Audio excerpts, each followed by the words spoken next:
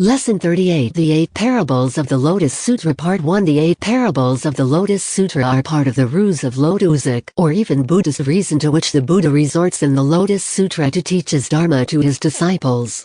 By lotusic ruse of Buddhist reason, we mean the shakyamunic recourse to parables and metaphors to teach the Lotus Sutra and consequently Buddhism. These are, in this case, 1. The burning house and the 3 chariots. 2. The rich, old man and his son long estranged from him and poor. 3. Medicinal plants. 4. The ghost city and Jamantangi. 5. The jewel hidden in the lining of the robe. 6. The thirsty man who finds water to quench his thirst. 7. The jewel hidden in the headdress and finally offered by the king to the most valiant of his soldiers. 8. The talented and experienced doctor named Komian who uses stratagems to save his offspring. The parable of the burning house and the 3 carts. Chapter 3, Comparison and Parable. What does the parable say? A rich man and his many children live in a house whose dilapidated character is the image of the size of the house. Crash. What had to happen happened one day. This house caught fire. The children of the rich man, carefree, stayed there and played without trying to get out. To save them from the devouring fire, the father decided to resort to a stratagem. He promised them more precious, rarer toys. Once they had escaped from the flames, "I have wonderful carts pulled by a horse, a deer and an ox. You should go out and see them." They rushed, from then on, all happy, outside. The father kept his word. All the children were happy to receive each a large cart pulled by an ox even more beautiful than what their father had promised them. Lessons to be learned: the 3 virtues of the Buddha coupled with the 3 bodies of the Buddha and the teaching of the single vehicle. The 3 virtues of the Buddha coupled with the 3 bodies of the Buddha. The Lotus verses founding these qualities of the Buddha. There is no security in the world of the 3 planes, like the burning house. This world of the 3 planes is today my domain. This place is now afflicted with multiple evils and trials. I am the only person who can protect others, but even if I teach them and instruct them, they do not believe or accept my teachings. Tortured as they are by desires, they sink into greed and their attachments. The teaching of the 3 virtues of the Buddha. These are the virtues of sovereign, of master, of parent. The virtue of sovereign. The virtue of sovereign is the power to protect all living beings. The virtue of master. The virtue of master is the wisdom to instruct and lead to enlightenment all living beings.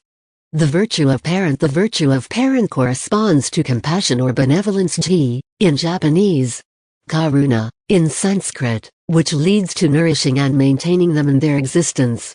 The teaching of the 3 bodies of the Buddha. These are the body of the dharma or law, the body of retribution, the body of manifestation. The body of the dharma or law. The body of the dharma constitutes the truth to which the Buddha awakened. The retribution body. The retribution body refers to the wisdom of the Buddha. The manifestation body. The manifestation body is the benevolent action of a Buddha to save living beings and the physical form he takes for this purpose. The teaching of the single vehicle. The burning house is a metaphor for the world in which we live, prey to the flames of suffering, troubles and illusions. The 3 kinds of chariots represent the 3 vehicles leading respectively to the states of study, self-awakening and bodhisattva. And the large chariot pulled by a white ox corresponds to the single vehicle of the Lotus Sutra. The parable of the rich old man and his poor son who was long estranged from him. This parable appears in Chapter 4, Belief and Understanding. It was expounded not by the Buddha but by the best of his disciples, Subhuti, Mahakashyapa, Moggallana. They, of course, later drew lessons from it. What does the parable say? While still young, the son of a wealthy man ran away from home. At the end of about 50 years, as he grew older, he became poorer and poorer, at the same time as his daily vital needs increased. In search of a means of subsistence, he returned home. The father recognized him immediately. The son, however, was unable to recognize his father. The son was so impressed by the majesty of the place that he ran away. The father, filled with compassion, had him brought back to him. The rich man, to ensure that his fortune would not fall into the wrong hands after his death, decided to test his son. He put him into his service. First as a maintenance boy, then gradually making him rise through the ranks, he entrusted him with the management of all his property. The rich man, feeling his last hours approaching, during a solemn ceremony bringing together the king, ministers, his family, and his servants, officially recognized his son and bequeathed all his property to him. Subsequent teachings there are two. Buddhahood comes even when one has not sought it. The first teaching of the parable of the rich man and his poor son long estranged from him is that even if one has not necessarily sought it, when one practices the Lotus Sutra, Buddhahood comes immediately. On this point the disciples of the Buddha are more eloquent. Moreover, although we have expounded the wisdom of the Buddha for the benefit of the bodhisattvas and female bodhisattvas, we do not ourselves aspire to attain it. Because the Buddha, knowing that our mind delights in inferior doctrines, used the power of expedient means to preach in a manner appropriate to us. So we did not know that we were in truth the sons of the Buddha. But now we finally know. Now in the Lotus Sutra the Buddha expounds only one vehicle. And in the past, when, in the presence of the bodhisattvas and female bodhisattvas, they denigrated the voice hearers as those who delighted in an inferior doctrine, the Buddha actually used the great vehicle to teach and convert us. Therefore, we say that, although originally we had no mind of lust or pursuit of such a thing, now the great thing of the Dharma King has come to us of his own accord. It is something that the sons of the Buddha have the right to acquire, and now they have it in full. The inheritance of the Buddha's Dharma treasures. Knowing that some people have a penchant for trivial things, the Buddha uses the power of expedient means to shape and temper their minds. Only then does he teach them great wisdom. Today we have obtained what we had never hoped for before, which has come to us spontaneously. We are like the impoverished son who has gained an immeasurable treasure. These verses from Chapter 4, Belief and Understanding, illustrate quite well the Buddha's methodology of teaching the Dharma. The Buddha first transmitted many sutras as expedient means, and then he preached the Lotus Sutra. The various jobs offered by the rich man to his son symbolize the anti-lotusic teachings, which are expedient means. When the acquired wealth bequeathed represents the Lotus Sutra. This is especially true since it is only through this teaching that men and women in the 10 states awaken to their true identity and become Buddhas.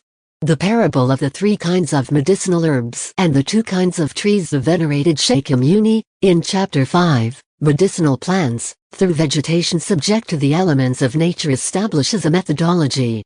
Vegetation subject to the elements of nature rain nourishes the 3 kinds of medicinal herbs and the 2 kinds of trees. In other words, all the various plants that grow on earth benefit from the effects of rain equally. However, they derive identical benefits from it according to their species, and each of them can thus flourish according to its own nature. Subsequent teachings. The Buddha teaches according to the capacity of people. Kashyapa, you should understand this. The thus come one is the king of the Dharma. He does not preach in vain. He uses wisdom and opportune means to expound his Dharma. He perceives the deepest spiritual needs of all living beings, penetrates their minds. The Buddha, master of the Dharma, reveals to living beings his total wisdom. Kashyapa, you should understand that the thus come one appears in the world like a great cloud that rises, penetrates all the celestial beings, humans and the asuras of the entire world and the systems of the major worlds. It is like rain falling from this great cloud on all plants and trees, thickets, groves, medicinal herbs. Each according to its kind and nature receives its full share of humification and can germinate and grow. As we see, the Buddha compares himself to the clouds that make rain fall and the diversity of vegetation to the diversity of people's capacity for understanding. The Buddha, in order to make the Dharma prosper, proceeds by trickery, the trickery of Buddhist reason which he calls opportune means. Coexistence in diversity. The Buddha's impartiality. I appear in the world like a great cloud that waters and irrigates the withered and dried up living beings. I favor neither this nor that. I do not like this and do not detect that. I have neither greed nor attachment and am without limits or hindrances. At all times, for all things, I preach the law equally, as I would to a single person. I rain down the rain of Dharma on all uniformly. The Buddha appears, here, as a benevolent, impartial being with the ultimate goal of leading all living beings to Buddhahood. Like a vast cloud throughout the Lotus Sutra, He professes an equal dharma for all, yet given the karmic diversity of people, the benefits that flow from it diverge. This parable also highlights the possibility of coexistence in harmony between human beings on the one hand, and between all forms of life on the other.